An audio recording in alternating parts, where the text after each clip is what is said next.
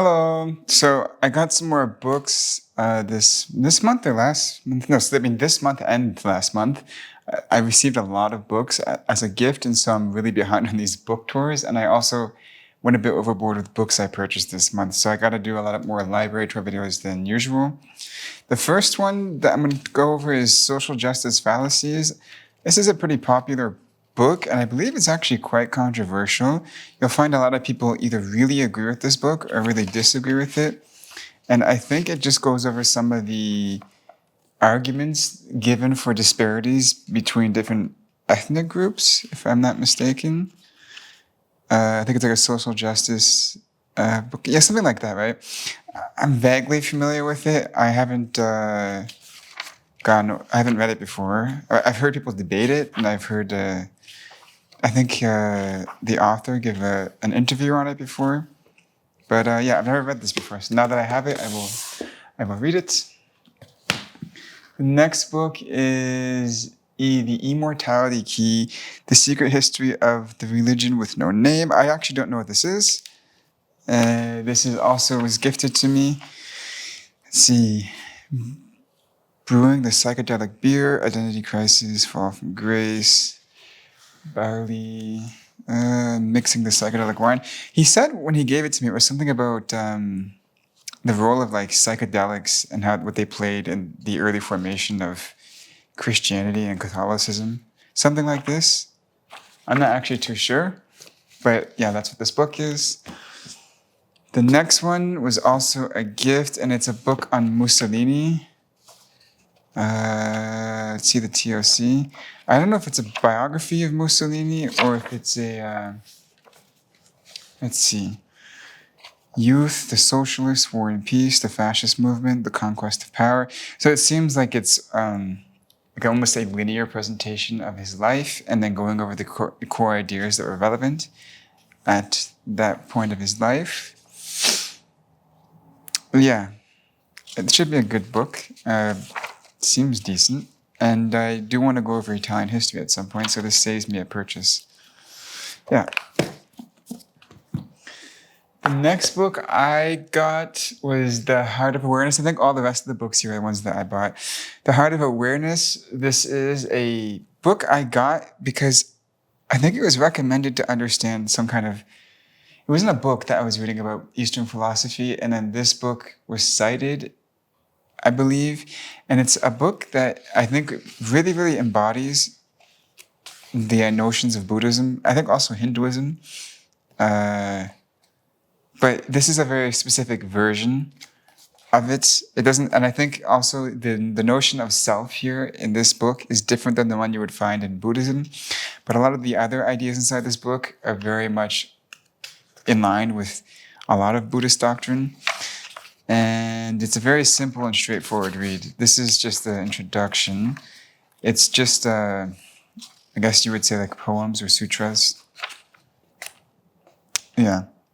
I'm super excited to read this. And if you're interested in Eastern philosophy, I'd also recommend that you read this because it's important for understanding. Yeah. It's a great book on awareness and I think also kind of attention, but mostly awareness. Against the Gods, The Remarkable Story of Risk. I've wanted this book for a long time now, and it's been in my Amazon cart. I just never got around to purchasing it. I think Charlie Munger or Buffett recommended reading this book. I don't remember. But it's a Wiley finance book, and if you're into finance, you know Wiley has a lot of books. So I think this goes over how risk was modeled by years, right? I think so. I think that's what this book is about. Yeah. So this is a great book for understanding risk, and thinking about risk is something that you should do when you're investing, like whether something's appropriately priced for the level of risk that you're taking on. That's a question you're going to have to answer. And there isn't really any clear-cut answer. Mathematicians don't even have clear-cut answers. It's all just assumptions. This Locke's Essays Concerning Human Understanding, a Cambridge Companion 2. I got this because I want to read John Locke's book. And John Locke's book is actually organized pretty well. It's paragraph by paragraph. You get some explanations of what each paragraph represents. But I also wanted a conversation on it. Whenever I read a primary source, I like to get some conversation on it because I'm just assuming that I'm an idiot, basically, and I could use some assistance. So I got this, Locke's polemic against nativism, a taxonomy of ideas, power in Locke's essay, Locke on substance, Locke on ideas and identity and diversity, Locke's ontology. Yeah, this is a great book. It might actually take longer to read this book than it will take to read Locke's book, to be honest. It's pretty long. Yeah, so I'm glad I got that. David Brooks' book Road to Character. I got this because I liked the table of contents, actually. I saw it on Amazon. It was really cheap. So I got it on... I think I got it for like $5.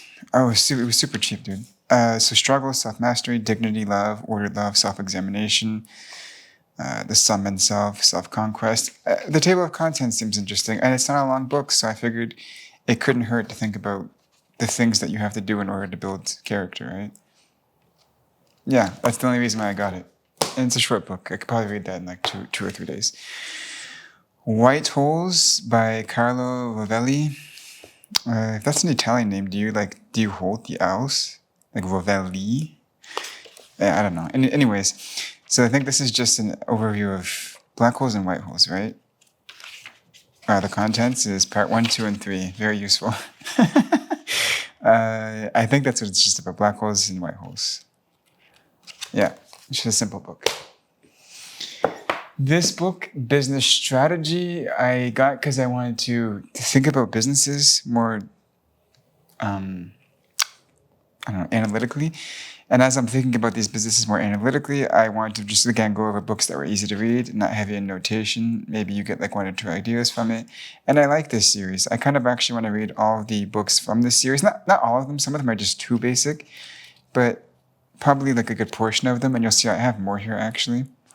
So this one goes over, let's see, understanding strategy, strategic thinking, different views of strategy, developing strategy, implementing strategy, and okay, yeah, those are the sections. And this is on business strategy. That's what this book is about. I think that book was like $10. Designing organizations, why it matters, and ways to do it well. I always am hesitant to read books about organizational psychology or designing organizations. It's very prone to just armchair philosophy rather than robust statistics, but systems thinking, models and approaches and methods, that seems good. Organizational structures, that might be questionable, but we'll see. Project-based organization design, measurement, continuous design, stakeholders, leadership and organization design, culture. So some of these chapters seem like they're suspect, but some of them also seem pretty good. I was actually 50-50 on getting this book, but I decided to cave into my inner hedonism and just purchase it. So I don't know about that. We'll see how that goes. Analyzing companies. So this, I suspect, will be way too basic for me, but it couldn't hurt just to go over it in like a 5-day period, 4-day period. Because you're going to see, hold on, understanding the basics. So the annual report, the double entry bookkeeping, who publishes accounts. So basically just all the rudimentary stuff you need to understand for analyzing a company. Statements of financial positions, the income statement, statements of cash flow. So that's all simple. Then maybe part 2 is where you get a little bit more interesting stuff. So assessing the facts, so measures of profitability, guidelines for financial analysis, measuring efficiency. I think that chapter is probably a little bit more unique. The cash cycle. And yeah, a lot of it's basic, but I mean, it couldn't hurt to go over, right? It'd just be useful to read if I want to take like a relaxed approach to finance.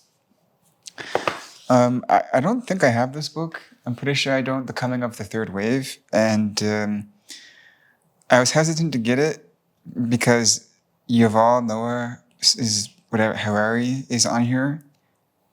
That made me hesitant. But Bill Gates has a good taste in books. Stephen Fry also. And then I started reading some of the sections. And okay, it became a little bit more interesting as I read some of the sections. But I'm still hesitant that it's going to be a good book. So we'll have to see. I'm gonna read it and we'll see. We'll see how it is.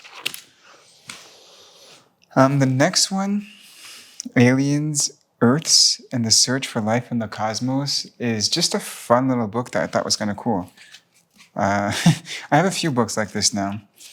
The Book of Finding Life in the Cosmos, How to Build a Habitable World, What is Life, How to Search for Life in the Cosmos, Roads That Shook Science, No Place Like Home, At the Edge of the Cosmic Knowledge, and Spaceship Earth. Yeah, so it's just, I think the title's self-explanatory. It's considering other planets, what kind of planets could suit life, and why we haven't found life, or what kind of life we have found, stuff like this, right? This next one, I don't think I own also. I think I looked at it in my Amazon cart for like 2 weeks, and so I think I'm confused about owning it, but it's Hermann Hesse, Narcissus and Goldmund. And I know he has another book, I forget what it's called, that's also famous, but this one stands out to me more than the other one because I like the idea of it. If I can remember correctly, I think there's like somebody who was living a saintly life and then decides to go into a hedonistic life, and all sorts of bad things happen because he goes into the hedonistic life, and then he reintroduces himself to like a friend who's not hedonistic or something like this. Yeah, I don't remember. But it strikes me as like a very gritty read. Like there's going to be a lot of rich details about the psychology of the person who abandoned this like saintly life. So that's why I got it. This next one is actually, these next two are Italian language books. I'm just learning Italian. I have no intention to become fluent right away, but over the next 5 years, I want to learn Italian.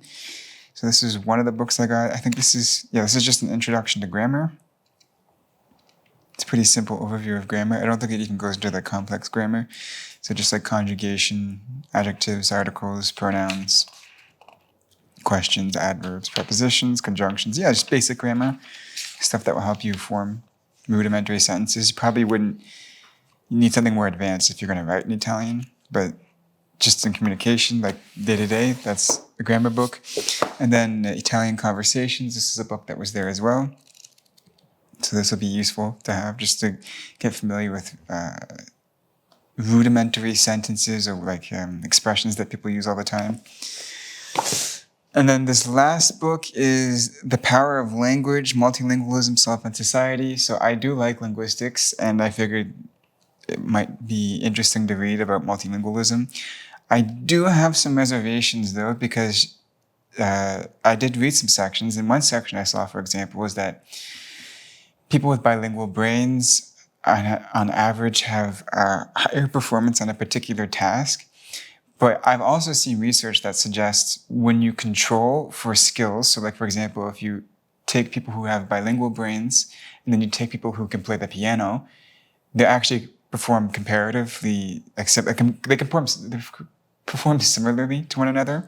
There doesn't seem to be any advantages conferred to the bilingual brain, besides just you could speak another language. And if you compare like people who are bilingual to people who are monolingual and have high levels of math or are really good at chess, there doesn't seem to be a lot of differences in attention or gray matter decay, like age-related decline. But this author seems to present studies where there is differences between bilingual brains and non-bilingual brains, and I'm worried that those studies don't have controls where you're comparing bilingual brains to like the brains of mathematicians, for example. And so it gives you this perception that bilingualism has a special advantage conferred to you that can't be gotten elsewhere, when in reality, getting good at chess could confer the same advantage. So that I'm a bit worried about, but I mean, I'll read this with some skepticism, right? I'll check the sources myself. So those are the books some of the books I got in the last month, like last 15, 20 days. I have like 15 or 20 more books that I need to show you guys, but this video is already too long. So you'll probably see another library tour soon. And with that being said, bye-bye.